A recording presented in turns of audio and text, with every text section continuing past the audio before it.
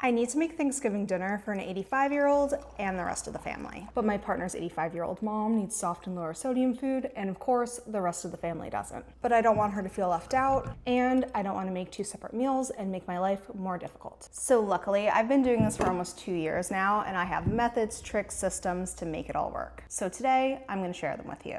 I know a lot of people are probably in the same boat. They live in multi-generational families, or they're having grandparents over that need soft and lower sodium food. Or maybe you just want to pay it forward this holiday season and you have a neighbor that needs soft and lower sodium food and you just want to drop off a nice big meal for them. This is all freezer friendly, so they don't even have to eat it right away. It can be the gift that keeps on giving. So today we're making mashed potatoes, stuffing, soft roasted vegetables, some maple sweet potatoes, our super soft and easy to chew turkey, some cornbread instead of corn, and we're gonna top it off with some gravy that I make a bit more healthy and some cranberry drizzle. As a nice little appetizer or a side dish, a roasted butternut squash soup. So as mentioned, this meal is going to be softer and lower in sodium for an aging loved one. And then I also do take it up a couple of notches to make it a bit healthier. I add a bit more nutrients to things and then just take down the butter because there is so much butter in Thanksgiving food and we want to avoid a little bit of that. If you want more salt, add more salt. If you want more butter, add more butter. And because the rest of the family does not require soft and lower sodium food, I will show you my tricks and additions so everybody's happy. So let's get started with the bird. Today, I'm gonna go with chicken instead of turkey. My local store did not have the organic turkeys in yet, so chicken it is. It'll be in later this week, of course, so whatever. A bird's a bird. It's gonna be about the same cooking time and everything. Instead of roasting a turkey, which is notoriously dry, of course there's ways to do it to make it way less dry, but it's still not gonna be as soft and easy to chew as a pressure cooked bird. So we're going with a pressure cooker. The pressure cooker is one of my best friends. It's so easy to make super tender, fall off the bone meat with very little effort. For this meal, we're going lower in sodium, but not no sodium. Our aging parent Lola requires soft and lower sodium food, but not no sodium. For her, that's about 1,500 milligrams of sodium per day, so we still have plenty to work with, but we just can't go overboard. When it comes to cooking lower sodium meals, you just have to build flavor in other ways so it still tastes delicious. One of my tricks is this no salt added seasoning. It's absolutely wonderful and delicious. It builds a lot of flavor without sodium. I'm also very mindful of my broths. I usually make my broth from scratch, but I'm out of that right now. So I'm gonna go with this bone broth. It's from Wegmans. You always wanna check the labels. This only has 180 milligrams of sodium per cup. So honestly, that's not too bad. A low sodium broth is, I think, like 140. So this is great. And it's a bone broth, which is a great way to sneak in some more protein. And to make sure this bird has lots of flavor, we have all of our vegetables: fresh herbs, garlic, shallots, celery, carrots, dried mushrooms. This is all great for building lots of flavor with 0 sodium. And then we already talked about this guy. So in go all of the vegetables first. We've got our no salt added chicken seasoning. And we've got our bird. Chicken today, but turkey if you can find it.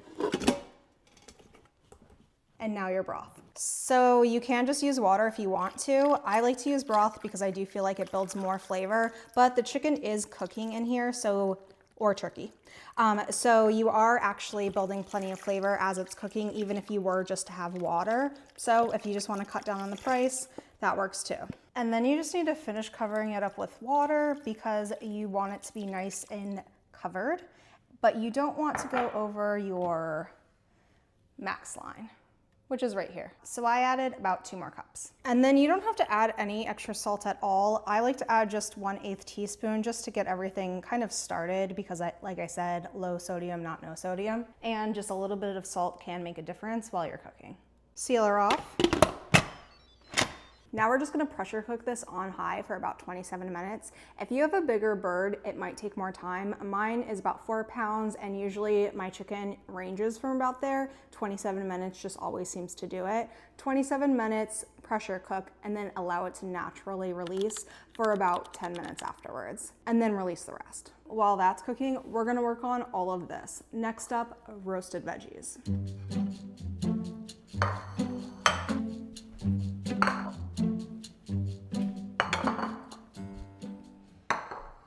Roasted veggies are one of my go-tos all the time. I also steam and saute veggies, but honestly, when you roast them, it just gives them the best flavor. But one of our goals here is to have nice and soft food, so I'm gonna show you how I roast these soft.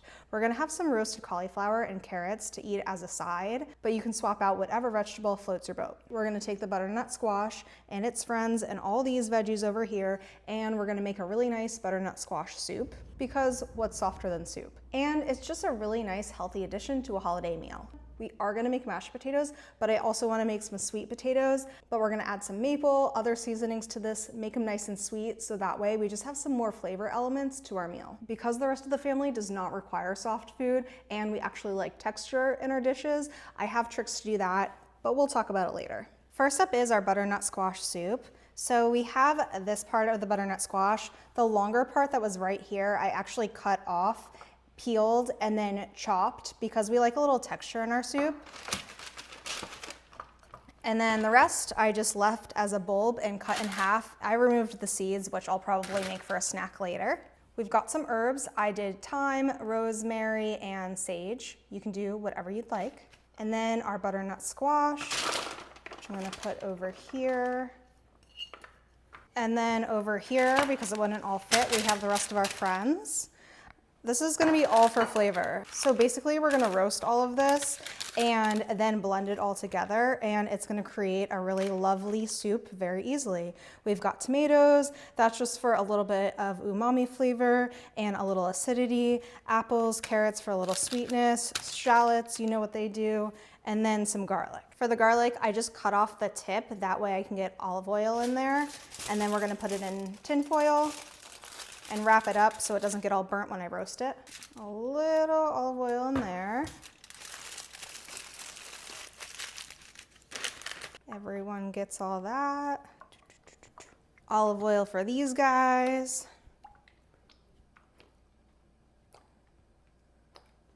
For seasoning, cinnamon, nutmeg, and I add just 1/8 of sea salt, so it's not too much, but it does help the vegetables actually build flavor. Mix her up so it's even, and then just sprinkle it on.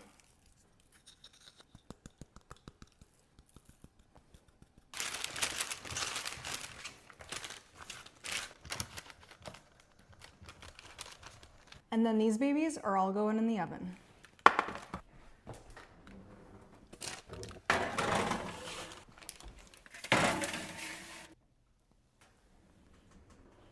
Now for the rest of our friends. Starting with our roasted veggies, super simple. We're just gonna put them on the tray.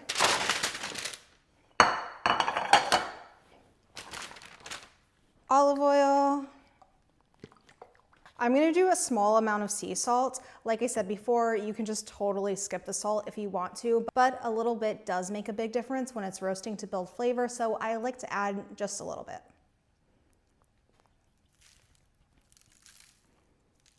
And I measure it out to make sure I'm not going overboard. I like to add a little bit of white pepper. This is totally up to you. You can also add garlic powder, onion powder, poultry seasoning. Sky's the limit, whatever makes you happy.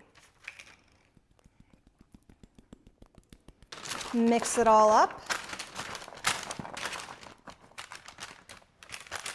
And then one of my tricks to make roasted vegetables nice and soft without letting all the edges brown up and get a little bit too tough to chew is tin foil. That way it's roasting, but because of the tin foil, it's covering it. It's kind of like steaming as well. I just do this for Lola's vegetables because she does need them soft. For the rest of the family, I just leave them uncovered because we do actually like that crispy edge. But for today, these are all for Lola, so it's all gonna get covered.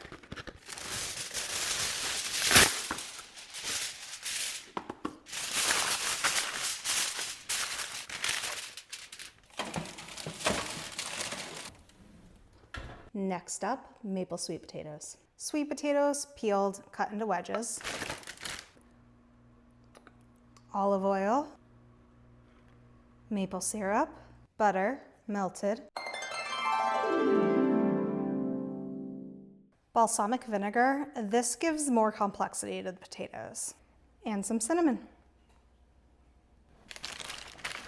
Mix her up. Make sure it's all evenly coated. and then just space them out so they bake nicely. My oven's full right now, so it's just gonna have to wait. And you could add a little sprinkle of sea salt to this. I'm gonna skip that because we have salt in other things, but it does make it a bit tastier. The turkey's pressure cooking, things are in the oven. It's lunchtime here, so time for an intermission.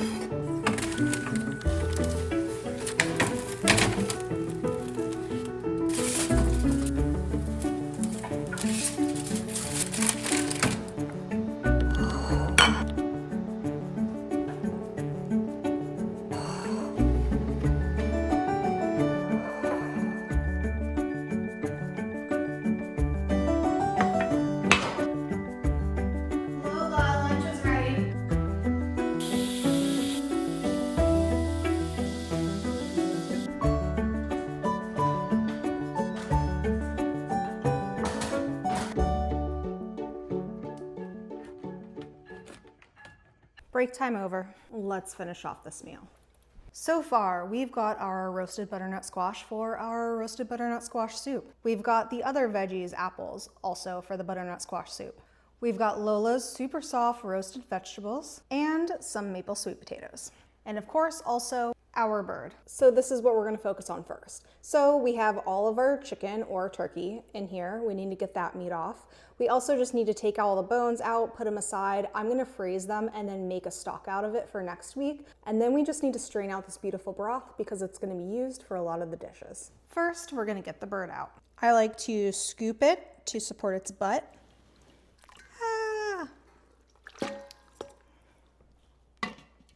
Not too bad. I've done a lot worse.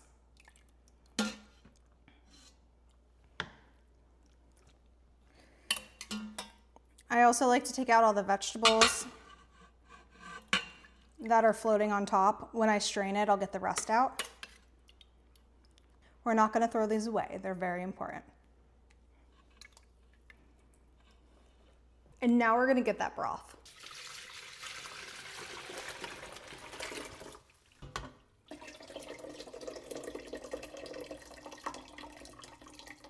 Liquid gold right there.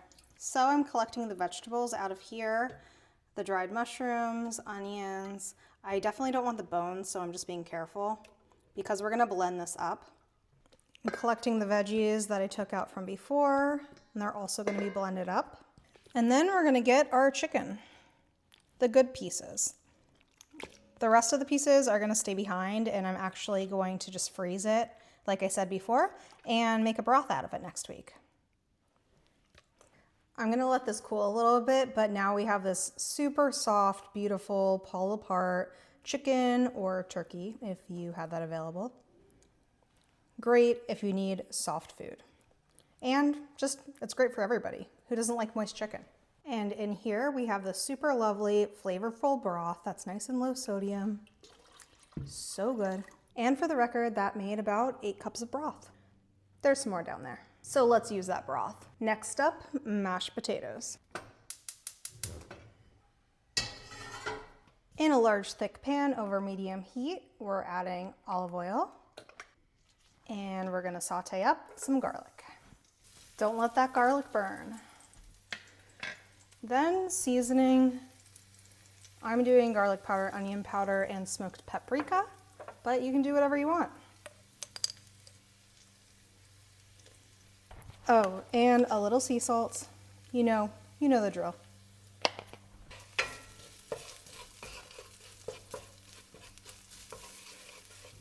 Then broth. And the potatoes. They're a little brown because I cut them earlier, but they're fine. So you want your broth to come about halfway up your potatoes. We're just gonna cook them right in here. And then for flavor, we're adding some herbs. Now we need to bring this up to a boil. Make sure everybody's in. down as much as possible. Once they're boiling, I just cover it and bring it down to a simmer. And then we're gonna mix this occasionally. So why do I make my potatoes this way? Well, I'm cooking it in bone broth, so that's gonna add more flavor and also more protein to the potatoes. I started doing this because it's just an easy way to sneak more protein into our aging parents' meal in a very soft way. And because we have to rely on lower sodium, it actually just adds a really good flavor with a lot less salt. When all the liquid is pretty much almost absorbed and the potatoes are nice and soft, I add a little bit of milk, 2 tablespoons of butter, which is way less than you will normally find in mashed potatoes. Choice is yours. We try to go a little bit more on the healthy side because we do have to watch out for cholesterol. You can pull the herbs out of there. Mix it all together. And then I let this cook down for a couple more minutes. And then when the liquid is absorbed, you just turn off the heat and then mash those babies up. So you can leave your mashed potatoes chunky or you can blend them up and make them nice and smooth, totally up to you. We're gonna make them smooth. And then you can bring them up to flavor if you'd like. If you wanna keep it low sodium, you can go with a no salt added seasoning. I'm gonna add a little bit of this. You can of course add more sea salt, whatever you want, they're your potatoes.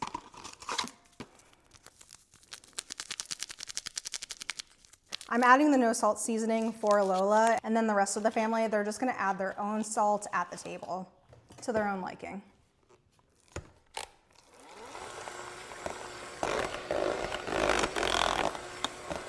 Oh, yay! My broth is still pretty hot and I do need to put it into the blender, so I'm just gonna allow this to cool for a little bit and we're gonna move on to cornbread instead while it cools. Corn is a no-go for Lola. It's just too difficult for her to chew, but we all like corn on Thanksgiving. So I'm just going to make a cornbread with blended corn instead. Problem solved. And I'm gonna make it a little bit healthier because that's what I like to do if I can. Less butters, more vegetables, more protein. So I'm gonna make it with some Greek yogurt. So in the blender, we're adding corn. This was just frozen corn. Make your life easy. Greek yogurt, 1/3 cup of maple syrup, but you can go for less if you want. Melted butter, olive oil, and vanilla extract. And then blend until smooth. Time for the dry ingredients. Flour,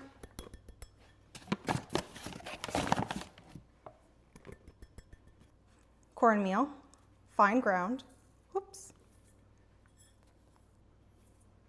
baking powder, a little sea salt. Mix until evenly combined. All right, now we incorporate the wet ingredients. You don't want to overmix, just slowly add it. Don't go crazy. Get all of it in there. Add 2 eggs. And mix, but don't overmix. Into the baking tray, lined with parchment paper so it's easier cleanup. Work smarter, not harder. And bake. Remember the roasted squash we made before? Well, it's time to turn it into soup. Ginger, washed, of course. Broth from our Instant Pot chicken. Our roasted veggies. And then we need to scoop out the center of our butternut squash. You do not want to get the skin in there. That'll make it a funky texture. And then our roasted garlic.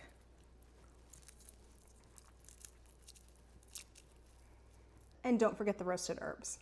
To make the soup creamy, you can go the traditional route and add something like half and half, heavy cream. That's what a lot of people do. We like to cut out that as much as possible in this house. Not to say we don't use it sometimes, of course, but Instead, I often replace it with a combination of hemp seeds and soaked cashews. Just a little bit. It's really healthy fats, extra protein, extra nutrients, and then we don't have to buy the dairy. You can use either or. This is just what we're doing. So cashews soaked for at least like 20 minutes or so, and make sure you use the raw cashews. The roasted ones aren't going to be as smooth. And then just hemp seeds, I don't soak those. And then just blend until smooth. And then when it's nice and smooth, just taste test it and bring it up to flavor if you'd like. If you want to brighten it, you can add a little bit of lemon juice to it. Obviously more salt or salt substitute if you'd like. If you like it a little bit spicier, add more of that. And if you want more cinnamon, nutmeg, more of that sweeter flavor, just add that to it. All right, folks, it's gravy time. Of course, you can make your traditional gravy with flour, butter, make it nice and thick, use your stock, of course. If you want to keep it simple and traditional, go for it. Today, we're gonna do something a little bit different, a little bit healthier, just because why not? It's a super indulgent meal, so if I can lighten things up a little bit or just make them a little more nutrient dense, that's what I try to do. So we have our stock that was from our Instant Pot chicken. Remember all the veggies that we put into the Instant Pot with the bird? Well, we're gonna use those now. Why let these go to waste? We're gonna blend them up and it's going to make the gravy nice and thick. To thicken it a bit more, I'm gonna use some soaked cashews. Remember, use raw, not roasted. That way it's smooth. And for some more flavor, onion powder, garlic powder, poultry seasoning, and a little smoked paprika. If you want even more flavor without the sodium, you can add another packet of this or your favorite no salt added seasoning, obviously sea salt, whatever you want. Blend her up. So this is really delicious as is, obviously not your traditional gravy, but it's super flavorful and a little bit better for you than your typical gravy, which does typically have a lot of butter in it. And you can also go halvesies on it. You can leave it as is, of course, but you can add less butter and flour than you normally would to a gravy if you want to take that route too. So let me show you that. So we've got our 1 tablespoon of butter, 1 tablespoon of flour, and you want this to mix in and blend in nicely like a paste and let it cook down just a little bit. This is gonna thicken up your gravy. Then slowly add her in and just combine it. You want it to slowly add in and combine so it doesn't turn into a clumpy mess.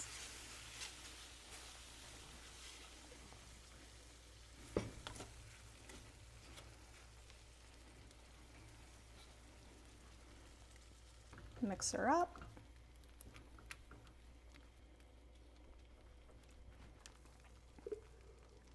Once it's smooth, you can kind of just pour everything else in there and incorporate. I'm adding a little bit of white pepper to give it a bit more of a complex flavor, and then just let this cook down on medium-low for about 5 minutes so it can thicken a bit. Okay, it's time for stuffing, because what's Thanksgiving without stuffing? I did actually have a lower sodium version in my video from last year with the brand Martin's, but the store did not have that yet. I'm sure everything will be out in a week or so, and I didn't want to run around from store to store, so we're going with a different brand right now. This is a little bit higher in sodium, again, from last year's recipe, but this is a low sodium version, so we'll check it out. Now, of course, you can just follow this as is. I don't need to show you how to do that, but I am gonna change it up a little bit. It does call for 1/4 cup of butter. I'm gonna swap that out. You also use water in here. Instead, I'm going to use a little bit of our broth to give it more flavor. And I'm also going to have a little bit of sauteed veggies in for just like a little bit more flavor. And I'm gonna show you how to soften it though, so it's not too much texture for an aging loved one. All right. So I'm using 1 tablespoon of butter instead of 4, unsalted of course. And then for a little more texture and flavor, I'm gonna saute up a shallot. Now chop it nice and small so it gets soft more easily is my recommendation. You can even just put it through the food processor if you wanted to make it super small. And then I'm also gonna add some carrots and celery, chopped super small, just like the onion. You want to stir occasionally every minute or so, so it does not get stuck to the bottom. And then to soften, I just add a little bit of water. And this is gonna steam and soften it. So I let this cook out, and then I'll probably do this about 2 more times just to soften it. And again.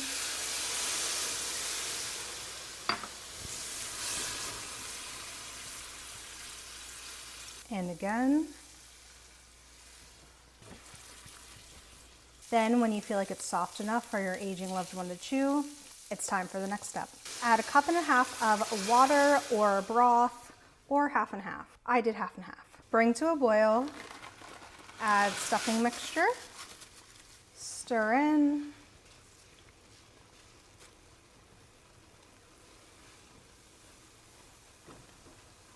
remove heat, cover, and allow to sit for 5 minutes. And then just fluff it up. They say to use a fork. So as we talked about, Lola needs soft vegetables. The rest of the family does not like soft vegetables. So I have a couple of tricks. First of all, when you roast the vegetables, you can just take yours out sooner. So I do that sometimes. Again, I do not cover the rest of the families with tin foil, so it does get a little bit more crispy. And then I just remove it ahead of Lola's. So that's one trick. Another thing that we do are slaws that are either raw or just slightly cooked. That's what I'm gonna make today with nuts, a nice little super fast dressing. So there's not a lot of effort to it. And then I just give it a nice little toss on the stove. So that's what we're gonna do. And then another trick is just using things like frozen peas. Frozen peas are so easy, they're delicious. You can just heat them up really quickly in the microwave or just on the stove top, and super simple solution so the rest of the family has something more textured while your aging loved one has something nice and soft. So first we're gonna toast some nuts. I'm just going with sliced almonds because we love them. And toasted nuts are just the easiest way to add texture and lots of flavor to a dish. So just spread them out so they can all hit the bottom. So you want to babysit these a little bit because they will burn like out of nowhere. So once they start to get brown like this, really pay attention. And I didn't let my skillet heat up enough before I put it in, so they're kind of sticking to the bottom. So if you're using stainless steel, don't do that. Now I'm gonna add a little olive oil, chopped green beans, French green beans I'm using, some sea salt. This is not for Lola, so add as much as you want.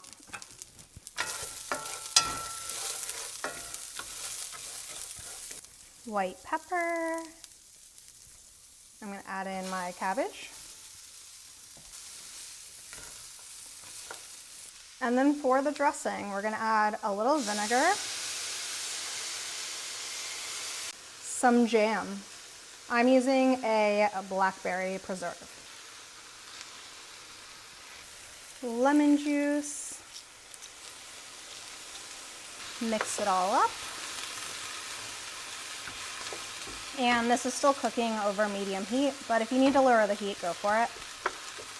And then just add any seasoning of your choice. I'm gonna actually add a little bit more salt to this, some garlic powder, onion powder, a little bit of cinnamon, kind of like a little sweet, savory holiday salad. And then the goal for us is just to have this as our texture for the meal. So after about 5 minutes or so on the heat, I'm gonna shut it off.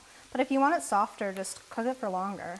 Last thing we're gonna make is cranberry sauce. So of course you don't have to be a hero about it, just serve that baby right out of the can, which nothing wrong with that at all, I do that. But I'm gonna be a little bit extra about it and turn it into a cranberry drizzle, so like half homemade. And then you could actually just drizzle it over and I feel like distribute it more around your meal, which I just like the idea of.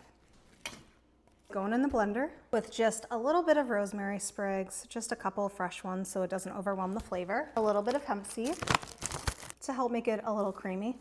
And just a little bit of orange zest. I could only find a blood orange, so that's what we're using. And some orange juice. And blender up. I'm adding a little water to get things moving. And now you have this really beautiful cranberry sauce that can just be drizzled on pretty much anything you want. It's actually really delicious. And then I just put mine in a squeeze bottle. That way you can kind of just squeeze it out and drizzle, drizzle. Again, of course, cranberry is lovely, but this is wonderful as well. And that's it for our Thanksgiving meal for a family with an aging parent who requires soft and lower sodium food. As you can see, we have a ton of food, a ton of leftovers. Everything is freezer friendly as well. And don't forget to freeze your bones so you can turn them into a homemade broth.